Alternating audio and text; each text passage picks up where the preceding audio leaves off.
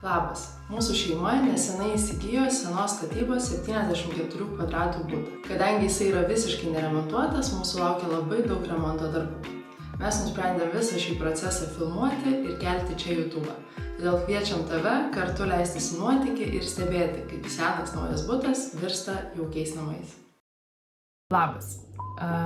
Galvojau, kad niekada neateis šita diena, kai tai pasakysiu, bet mūsų seno buto remontas pagaliau pabaiga. Tai žiauriai džiaugiamės, negalim to patikėti. Iš tikrųjų, kai praeitų metų birželio mėnesį gavom raktus nuo šito buto, jį užėjom, žinojom, kiek daug darbo laukia. Nebuvom nusistatę datos, kada pavyks pabaigti, tiesiog žinojom, kad reikia imti ir daryti. Tai va dabar, po 8 mėnesių, pagaliau galiu tai pasakyti, kad mūsų senas sovietinis butas nebe toks jau ir sovietinis, o jau pagaliau yra atnaujintas.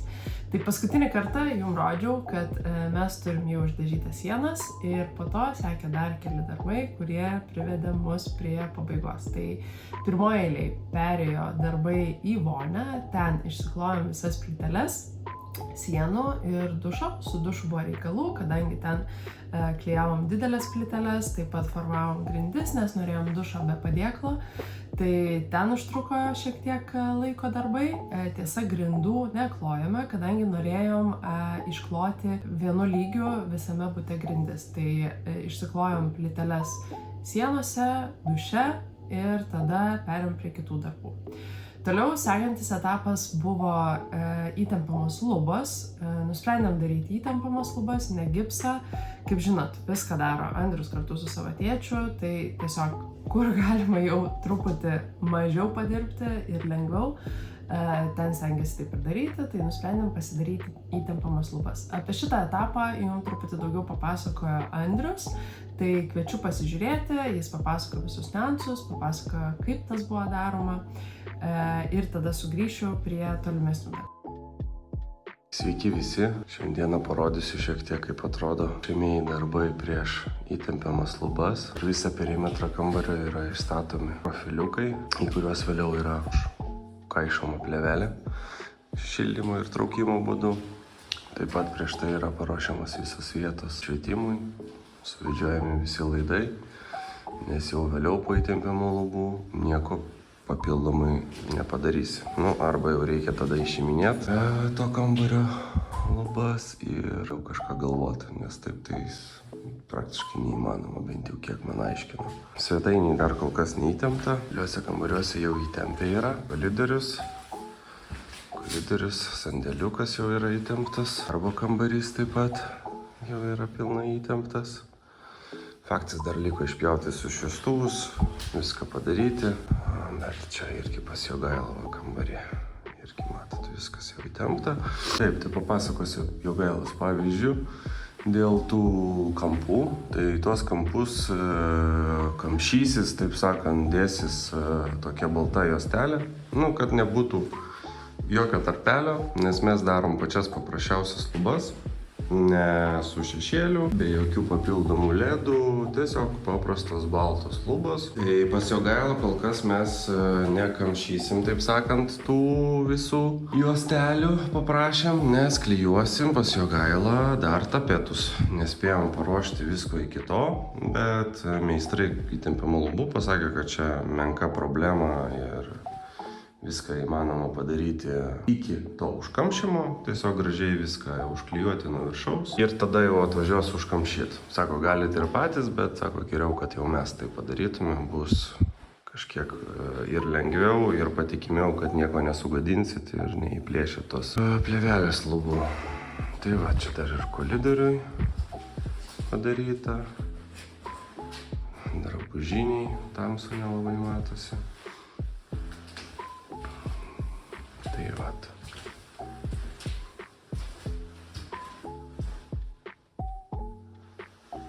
Tai vat. O kas liečia lubas ir kodėl rinkomės įtempiamas, tai manau, kad atsakymas, kaip ir daugelių žmonių dabar yra, kad yra greičiau, paprasčiau ir mažiau vargo iš tiesų negu su tuo gipsu, negu tą gipsą visą sukti karkasą, daryti tą iš profilių visą jam laikymosi karkasą, tada tampyti tą gipsą, suktą gipsą.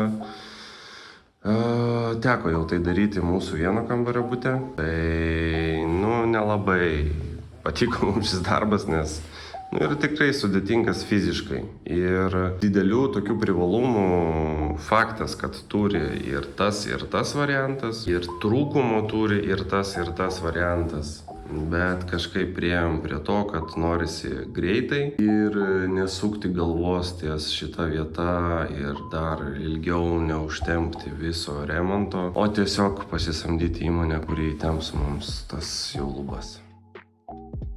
Tai po įtempiamų lubų reikėjo dar išsiklijuoti tapetus. Iš tikrųjų galima buvo jas įsiklijuoti ir prieš įtempiant lubas, bet tiesiog nesuspėjom, nes jau buvom susitarę su meistrais, tai nusprendė tada išsiklijuoti jau po lubų tapetus. Tas yra ne problema, nes būtent tam kambarį tiesiog paliko profilius ir tarp profilio ir sienos eina tokia juostelė, tai tiesiog tos juostelės neužkabino, kad galėtų ten lengvai pakišti tapetus.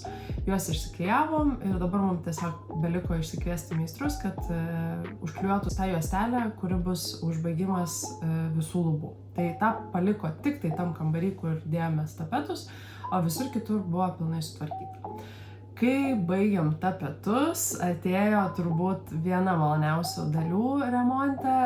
Visi draugai, kurie darėsi remontus, mus įspėjo, kad jau kai įsiklosit grindis, tai tikrai pasijaus, kad tai yra tikrai namai. Tai perėjo prie grindų klojimo. Grindim pasirinkom Quickstep, esu minėjus prieš tai, pridėsiu čia linką į vlogą, kuriam pasakojau, kokias išsirinkom, kaip, kodėl ir taip toliau. Tai irgi taip pat, kadangi darė Andrius kartu su tėčiu, viską nufilmavo, išsamiau papasakojo, kaip jiems sekėsi. Mūsų tikslas buvo išsikloti visas grindis per visus namus, kad nebūtų jokių sujungimų ir slenkstukų. Tai tikrai jis išsamiai tą papasakojo, parodė, tai kviečiu pasižiūrėti vėl. Pradžia laminatui padėta, pirmas lentos. Svarbiausias lentos, pagrindas visom grindim namų. Jeigu jau čia kažką padarysim blogai, tai teks parduot butą. Diena antra. Progresas jau matosi ant akių. Sudėjom visą svetainę. Ir beveik visą koridorių. Uždengta. Pradėjom čia tiesiai. Dedasi visai neblogai, ganėtinai greitai. Pjovimo, aišku, vis tiek yra visokiausių dalelyčių. Gal viskas pilnai nesueina taip, kaip norėtųsi ar idealiai, bet stengiamės padaryti kuo geriau ir kad kuo mažiau būtų laminato išmetimui. Trečią dieną laminato klojimo. Šiandien padarėm šiek tiek mažiau. Davedėm iki čionais. Koridorius visas baigtas. Sandėliukas praktiškai baigtas. Reikia tik tais dadėti juostelę. Ir darbo kambarys praktiškai baigtas.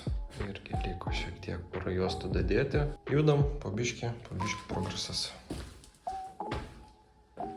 Šeštadienio progresas, laminato dėjime.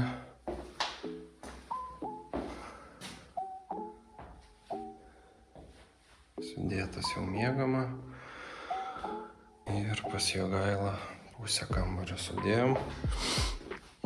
Turėjom didžiausią iššūkį ir galvojom, ar pavyks ar nepavyks sujungti kambarius tarpusavį iš ilginę, nes nežinojom, ar šitoje vietoje pavyks sujungti abi pusės, bet kaip matot, pavyko. Porą milimetrų ten buvo, bet viskas tvarkingai susistumė, susikalė, tai džiaugiamės dėl to, kad nereikės daryti slenkščių. Tai turėsim tiesų praėjimą. Be jokių slenkščių bus pilni namai. Liko dajungti kažką, bet čia tokie jau žaidimai, kur reikia pjauti ir iš to iš to, kas liks, taip sakant, iš laminato, kad vėliau nebūtų taip, kad supjaustysim laminato, o pritrūksim šitam gabaliuke. Vaizdelis geresnis, gražesnis, viskas panašėja į gyvenamus namus, nebe tokias jau statybų aikštelės. Sveiki visi, tai 5 diena laminato klojimo. Baigėm viską padarėm, trumpai aprodysiu. Darbetvarkė, nes jau beveik 9 vakaro, tai nesitvarkiau iki pat galo, bet jau pilnai viskas padaryta.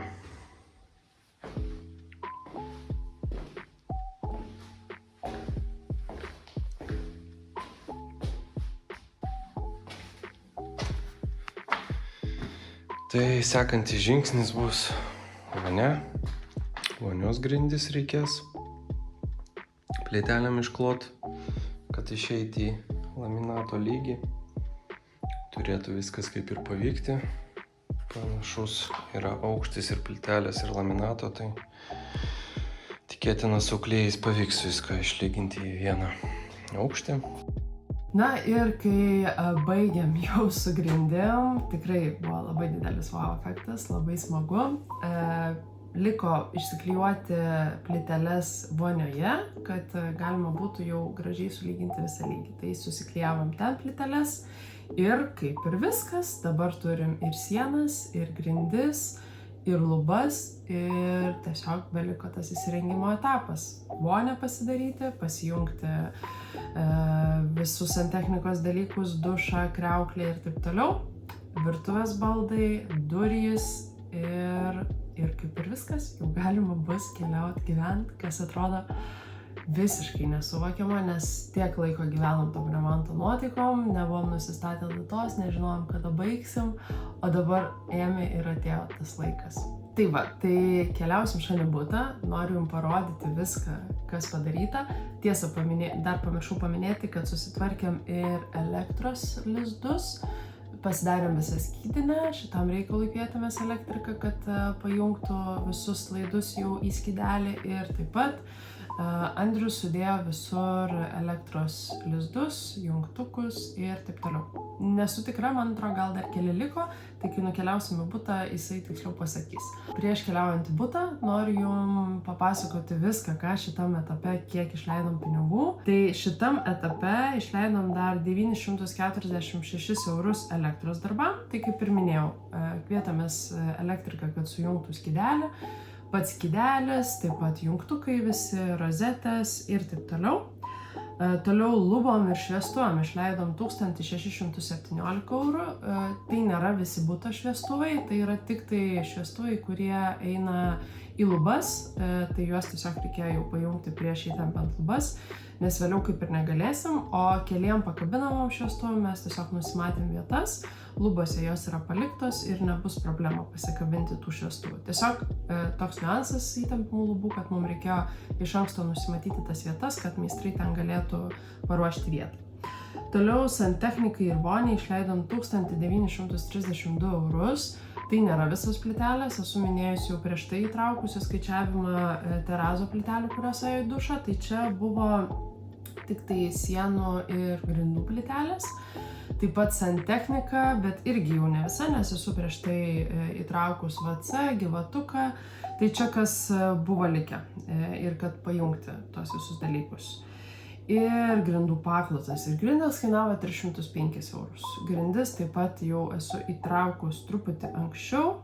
1705 eurus mes mokėjom prieš tai už grindis. Tai šiai dienai už viską esam išleidę 15 487 eurus. Ir tiek mums prireikė, kad paversti seną sovietinį butą į visiškai naują. Kaip ir minėjau, didžioji dalis darbų buvo atlikta mūsų pačių, kai kuriem darbams samdėmės meistrus, tai vat lubos, betonuotojai buvo, taip pat griovimą irgi užsisakinėjom, ne patys tą darėm. Tai čia išėjo didelės sumos, o visa kita realiai yra medžiagos, nes darbas mūsų nesiskaičiuoja. Tai va, tai keliaujam į butą, parodysiu, kaip ten viskas atrodo. Iš tikrųjų jau atrodo kaip namai, kurias galime įsikelti. Mes dar truputį palauksim, nes norim pilnai viską susitvarkyti ir tada jau įsikelti, tai laukiam dabar ir baldų, kažką renkamės, kažką jau užsisakėm, bet apie tai kitam vlogė.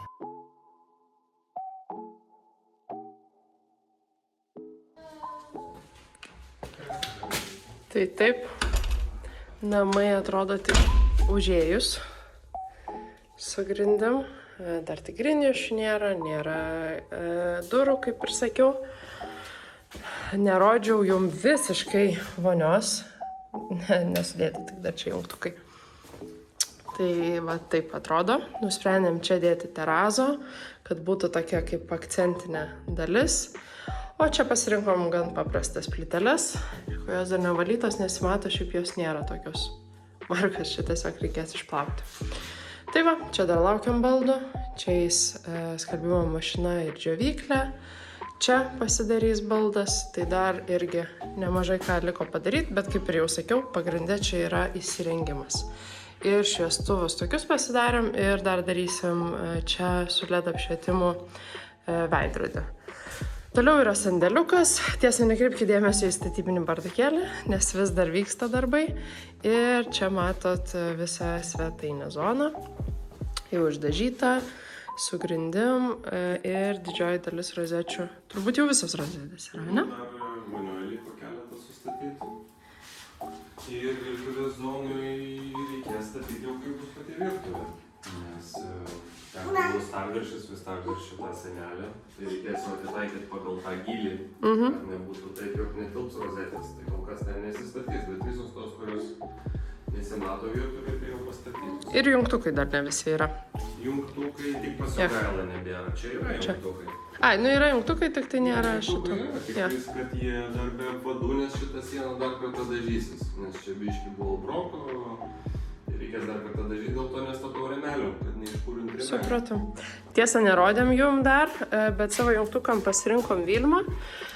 Lietuviškas prekinis ženklas. Tai taip atrodo rėmeliai, šiaip gal tiesiog parodysiu, kaip realiai atrodo. O jungtukai tokius. Norėjom kažko įdomesnio truputį, bet ir kartu, kad minimalistinis dizainas būtų, tai šiaip esam labai patenkinti. Tikrai patinka, kaip atrodo. Tai va, toliau darbo kambarys, kur darbo kambarys, statybų darbo kambarys, irgi sudėtos visos rozetės ir Jogailos kambarys, kurio pilnai dar nerodžiau, su tapetais, su grindim, čia tik liko tą juostelę uždėti ir va, ir miegamasis, irgi pilnai su grindim, su jungtukais, čia bus brašviestuvai.